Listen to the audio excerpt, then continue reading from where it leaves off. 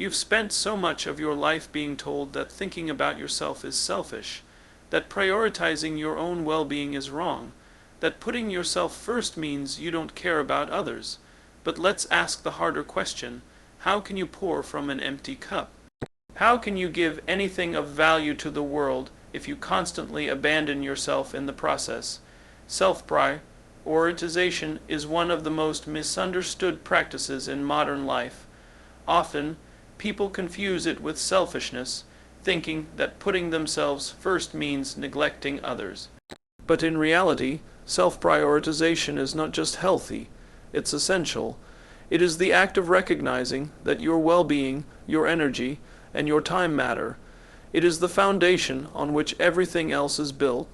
When you learn to honor your needs and give yourself the same care and attention you so freely offer to others, you don't become more selfish. You become more whole, more stable, and more capable of showing up fully in every area of life. Imagine a life where every yes you give to others is rooted in obligation, guilt, or fear of disappointing someone. Eventually, the weight of all those misplaced yeses begins to crush you. You say yes to things you don't have the capacity for, to people who don't appreciate your efforts, to situations that drain you. And as you do, your own needs fall to the bottom of the list.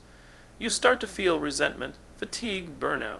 That's not generosity, that's self-abandonment. Self-prioritization doesn't mean you don't care about others. It means you also care about yourself. It means you've realized that you cannot pour from an empty cup. That your health, mental, emotional, physical, is not a luxury, but a necessity. It means you recognize that when you're depleted, stressed, or constantly trying to please everyone, you're not showing up as your best self. And the people who truly care about you will understand and respect the boundaries you set in service of your well-being. Many people feel guilty for saying no. They feel like they're letting others down or being unkind. But a no to something that isn't aligned is actually a yes to something deeper. A yes to your peace, your energy, your values. You are not here to be everything for everyone. You're not here to sacrifice your happiness so others can be comfortable. You're here to live a life that's true to who you are, and that begins with giving yourself permission to take up space. Prioritizing yourself is also about listening. Listening to what your body needs. Listening to what your spirit is trying to tell you. Listening to the subtle signs of burnout, exhaustion, or dissatisfaction. It's not about grand, dramatic acts of self-love, it's about daily habits that keep you grounded. Taking breaks, getting enough rest, saying no without apology, protecting your energy, spending time with people who uplift you, letting go of those who only drain you. When you make yourself a priority, something shifts. You no longer chase validation, you no longer beg for approval, you no longer let others decide how much of yourself you are allowed to keep. Instead, you move from a place of wholeness. You understand that the relationship you have with yourself sets the tone for every other relationship in your life. When you honor yourself, you attract people and situations that do the same. Choosing yourself isn't about ego, it's about integrity. It's about being honest with yourself and brave enough to live accordingly. It's about recognizing that your time is sacred, your presence is powerful, and your energy is worth protecting. When you choose to prioritize yourself, consistently and unapologetically, you give yourself the gift of freedom. And in that freedom, you find strength, clarity, and a deeper connection to the life you're meant to live. For far too long, many have been conditioned to believe that their worth is directly tied to how much they give, how much they endure, and how often they put others ahead of themselves. This belief is deeply ingrained, especially in environments that praise selflessness while overlooking self-neglect. But the truth is simple and powerful. Your worth is not measured by how much you sacrifice. You are not more valuable because you exhaust yourself for others. You are not more lovable because you shrink, stay silent, or give until there's nothing left for you. The idea that constant sacrifice is noble has led countless people into lives of burnout, resentment, and emotional emptiness. They give their time, their energy, their dreams, all in the name of being good, of being needed, of being enough. They bend so far for others that they forget what it feels like to stand tall for themselves. And when they're finally depleted, they're left wondering why they still feel unappreciated or unseen. That is not the path to fulfillment, it's the path to erasure. True worth is inherent. It exists outside of your output, your achievements, and your acts of service. You are valuable because you exist, not because you suffer. You don't earn love by disappearing into the needs of others. You don't prove your value by breaking your own heart to heal someone else's. Relationships, whether romantic, familial, or professional, should not require you to lose yourself. Mutual respect, understanding, and support are built when people show up as whole individuals, not when one person constantly plays the martyr. It takes courage to unlearn the belief that sacrifice equals virtue. It takes even more courage to stop overextending yourself and start honoring your own boundaries. Setting limits does not make you selfish. Saying no does not make you cold.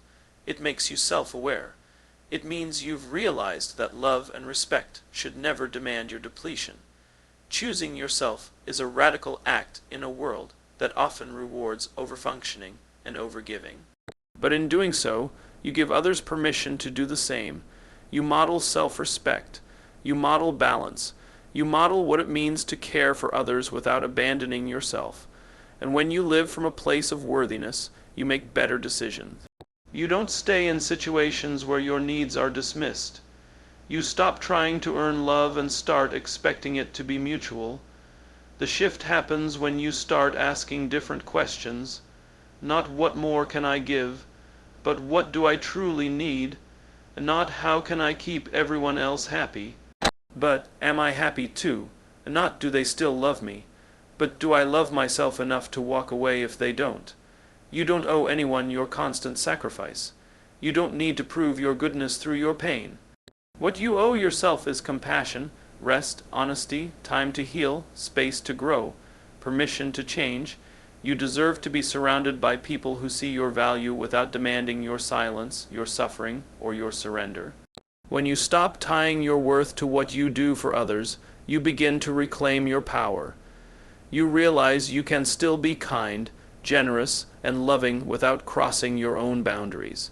You understand that the most powerful thing you can do is show up for yourself, fully, consistently, and unapologetically, because a life lived from self, worth doesn't wait for validation, it radiates from within. Saying yes to yourself is one of the most liberating choices you can make, but it often comes with a price that many are afraid to pay: saying no to others. That small, simple word, no, can carry an uncomfortable weight, especially for those who have been taught to prioritize harmony, please people, or avoid conflict. Yet it is through this word, through drawing a firm line in the sand, that you begin to carve out space for your own life, your own dreams, and your own needs. Every time you say yes to something you don't want to do, you're saying no to something else. Often that something else is your peace, your time, your energy, or your values. It may seem harmless in the moment, agreeing to a favor, accepting an invitation, bending to meet someone's expectations, but these small choices stack up. Eventually, you find yourself burdened with obligations that don't align with your priorities, surrounded by people who expect you to always be available, and distanced from the person you're trying to become. Saying yes to yourself isn't selfish, it's self-respect. It's recognizing that you are not here to be everything to everyone. You are allowed to protect your time without guilt. You are allowed to decline without needing an excuse. You are allowed to listen to your intuition and act in alignment with what nourishes your well-being. When you say no to others, you're not rejecting them as people, you're honoring your capacity, you're acknowledging that your energy is finite and precious. The discomfort that comes with asserting boundaries is temporary, but the freedom it brings is lasting. And the people who truly value you will learn to respect your no just as much as your yes. The habit of people pleasing often stems from fear, the fear of being disliked, of disappointing others, or of being seen as difficult. But living in fear robs you of your authenticity. You start shaping your life around other people's desires rather than your own truth. You become an echo instead of a voice. Over time, resentment grows where your power was meant to live. Your joy becomes conditional, dependent on how others feel rather than what you need. The path to inner peace requires discomfort. It requires learning how to let others sit with their reactions without rushing to fix them. You are not responsible for everyone's happiness. You are not obligated to make everyone comfortable. Your only true obligation is to show up for your own life with honesty, integrity, and care. When you begin to say yes to yourself, something shifts. You gain clarity. You move from survival to creation. You start to build a life that reflects who you are, not who others expect you to be. You choose rest without apology. You pursue passions without seeking permission.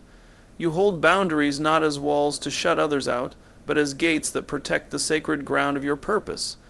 Relationships become more genuine when you show up as your full self. Opportunities become more aligned when you stop chasing validation and start standing in truth. Your life becomes a mirror of your values, not your fears, and yes, not everyone will understand. Some will push back. Some will leave, let them. The space they leave behind becomes room for the people and experiences that truly support your growth. Saying yes to yourself is not about rebellion. It's about remembering that you matter, that your voice is valid, that your needs are worthy. And in those moments when saying yes to yourself requires saying no to someone else, trust that it is not cruelty. It is clarity. You are choosing yourself, not to exclude others, but to include yourself. That's where true freedom begins. Thinking about yourself is often misunderstood as egocentric or self-absorbed, but in truth, it's a powerful foundation for effective leadership. When you take the time to deeply understand your own values, needs, and boundaries, you become a more grounded and present force for others. Leadership doesn't start with managing others. It begins with managing yourself. You cannot lead with clarity if you're unclear on who you are. You cannot inspire others to be authentic if you're disconnected from your own truth. Self-awareness sharpens your decision-making. When you're in tune with your motivations, fears, and aspirations, you're less likely to be swayed by external pressure or reactive emotions. You make decisions from a place of alignment rather than anxiety. You see more clearly what matters, what's worth fighting for, and what to let go of. This inner compass becomes invaluable when others look to you in moments of uncertainty. People follow conviction, not confusion. When you think about yourself, not selfishly but intentionally, you cultivate that conviction. Understanding yourself also helps you communicate with greater authenticity. Leadership is not about pretending to have all the answers, it's about being real. When you think about your own inner experiences, your challenges, your resilience, your learning, you develop empathy. That empathy becomes the bridge between you and the people you lead. You don't lead from a pedestal, you lead from connection. You understand the humanity in others because you've taken the time to understand it in yourself. Thinking about yourself also creates boundaries that protect your energy. Leaders are often pulled in many directions, expected to be constantly available, endlessly adaptable, and always strong. But the truth is, no one leads well from a state of depletion. When you don't consider your own limits, your leadership becomes reactive rather than proactive. You burn out, your clarity fades, and your ability to uplift others weakens. Prioritizing yourself isn't about neglecting your responsibilities. It's about sustaining the strength to carry them well. When you reflect on your own growth, you become a living example of what is possible. People are not inspired by perfection. They are inspired by progress. When you're willing to evolve and admit where you're still learning, you give permission for others to do the same. Thinking about yourself is not just about internal analysis. It's about aligning your actions with your values. When your behavior reflects who you are, your leadership gains integrity. People trust what is consistent. People trust what is real. Taking time for yourself also keeps your vision sharp. When you're overwhelmed or lost in the noise of expectations, you start making decisions that please others but betray your purpose. When you pause, check in, and ask yourself what truly matters, you stay aligned with your long-term mission. This clarity helps you guide others not with pressure, but with purpose. You become a lighthouse, not a weather vane. And perhaps most importantly, when you think about yourself, you model something revolutionary, that self-respect is not separate from leadership. It is at the heart of it. You teach others that it is not only acceptable, but necessary to honor their own voice, that power and compassion are not opposites, that strong leadership starts with strong self-connection. In every role you hold, as a friend, partner, parent, mentor, or guide, your impact deepens when it comes from a place of self-alignment. You do not have to lose yourself to be of service. In fact, the more fully you claim your space, the more space you create for others to rise. Thinking about yourself is not a detour from leadership. It is the very path to becoming the kind of leader people trust, follow, and remember. Self-awareness is the foundation of all meaningful personal growth. Without it, you move through life reacting instead of responding, following patterns instead of creating new paths, and blaming circumstances instead of recognizing your own power. When you develop self-awareness, you begin to understand why you do what you do. You start seeing the roots of your habits, the triggers behind your emotions, and the real reasons behind your choices. This insight gives you the ability to step off the treadmill of repetition and step into a life of intentional progress. Growth isn't just about acquiring more knowledge or skills. It's about becoming someone new, someone closer to who you're meant to be, and that can't happen unless you first recognize who you are right now. Self-awareness provides that mirror. It shows you your strengths so you can build on them. It reveals your weaknesses so you can work on them. And most importantly, it brings to light the stories you've been telling yourself that may no longer serve you. Without that clarity, you stay stuck. With it, you become unstoppable. You start to notice when your actions don't align with your values. That discomfort becomes your compass. It tells you where to shift, where to grow, and where to let go. Maybe you've been chasing goals that don't even belong to you. Maybe you've been living by standards set by someone else. Self-awareness helps you filter out the noise. It brings you back to what feels real, honest, and aligned. From that place, your growth becomes rooted, not rushed. There is also power in becoming aware of your emotional patterns. You begin to recognize when you're acting from fear instead of courage, from doubt instead of belief.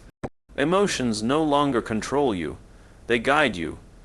You learn how to pause before reacting, how to choose your words and actions with intention. This emotional intelligence becomes a superpower. It strengthens your relationships, sharpens your leadership, and deepens your confidence. Self-awareness also reveals the internal obstacles that have been holding you back. Beliefs about your worth, your capabilities, or your future. These beliefs often operate in the background, quietly shaping every decision you make. When you shine a light on them, you get the chance to challenge them. You ask, is this really true? Or is this just something I accepted without question? That process of inquiry is where transformation begins. You stop shrinking to fit your limitations and start expanding into your potential. As you grow more self-aware, you become more resilient. You learn how to observe your setbacks without being defined by them. You realize that mistakes are not failures. They are feedback. Every time you reflect honestly on an experience, you extract a lesson that makes you stronger. This kind of growth isn't loud or dramatic. It's quiet, steady, and powerful. It's the kind that builds confidence that no one can take from you because it wasn't given to you. It was earned. There's also a deeper kind of freedom that comes with self-awareness. The freedom to choose your path with clarity. The freedom to stop people pleasing and start truth speaking. The freedom to be fully responsible for your life, without guilt, blame, or regret. That freedom changes everything. Because once you know who you are, no one else gets to decide that for you. You become the author of your growth, the designer of your evolution, and the leader of your own transformation. Self-awareness doesn't just fuel growth, it sustains it. It keeps you aligned when life pulls you in different directions. It reminds you of your why when the process gets hard. It empowers you to live not just a life of success, but a life of substance. Because when you truly know yourself, you don't just grow, you rise. Choosing yourself is not a one-time decision. It's a daily practice, a repeated affirmation that your needs, values, and well-being matter. It's easy to lose yourself in the demands of the world, family expectations, work pressures, societal standards. But every day presents a new opportunity to return to your truth. Choosing yourself doesn't mean neglecting others. It means refusing to abandon who you are just to be accepted, liked, or validated. It is the quiet, steady work of honoring your own voice in a world that often tries to drown it out. This kind of discipline isn't loud or flashy. It doesn't always come with applause or recognition. Sometimes it looks like saying no when it would be easier to say yes. Sometimes it looks like walking away from something familiar because you know it's no longer good for you. Other times it looks like resting when the world insists you should be grinding, or speaking your truth when silence would keep the peace. These are the invisible choices that shape your self-worth. They send a message, first and foremost to yourself, that you are not disposable, that your life is not just about pleasing others or living on autopilot. Daily self-choice builds inner integrity. Every time you make a decision aligned with your values, even when it costs you comfort or approval, you reinforce your identity. You tell yourself, I matter, I trust myself, and with enough repetition, that belief becomes unshakable. You no longer depend on the outside world to tell you who you are. You become anchored in your own sense of direction, regardless of how the tides around you shift. There are days when choosing yourself will feel like the harder path. Days when old habits try to pull you back, when fear whispers that you're being selfish, difficult, or too much. But discipline is doing what's right, not what's easy. Discipline is the muscle you build each time you reject self-abandonment. The more you practice, the stronger you become. Eventually, choosing yourself becomes second nature, like a reflex. Not because you don't care about others, but because you've learned that you can only give your best when you are rooted in your own truth. Self-discipline in this context is not about rigid control. It's about compassionate consistency. It's not punishing. It's empowering. It means showing up for yourself, especially on the days when no one else does. It's about keeping the promises you make to yourself. Whether it's maintaining a boundary, pursuing a goal, or prioritizing your peace, each act of self-loyalty compounds. The results aren't always immediate, but over time, your entire life shifts. You begin to attract situations, people, and opportunities that match your energy, not because of luck, but because of clarity and commitment. Choosing yourself daily also involves forgiving yourself. Growth is messy, and there will be moments when you falter, when you slip back into old patterns or question your path. But the discipline lies not in being perfect. It lies in returning to your why, your values, your center. It's not about never losing your way. It's about always choosing to come home to yourself. This kind of discipline doesn't just change your mindset, it transforms your life. It affects how you work, how you love, how you lead. It redefines success from something external to something deeply personal. You start to realize that the most powerful thing you can do is live a life that feels honest and whole, one choice at a time. Because when you choose yourself consistently, you teach the world how to treat you. And more importantly, you teach yourself how to thrive. When you choose yourself daily, you lay the foundation for a life built on truth, not obligation. This is not an act of arrogance. It's an act of courage. It's the quiet, unwavering decision to stand in your own corner, even when no one else does. Over time, that choice becomes your power. It shapes how you move through the world, how you respond to challenges, how you honor your purpose. Choosing yourself is not selfish. It's necessary. It's the discipline of living on your own terms with clarity, compassion, and conviction. Because when you finally stop waiting for permission and start showing up for yourself, everything begins to change. And it all starts with a single, repeated decision to choose you.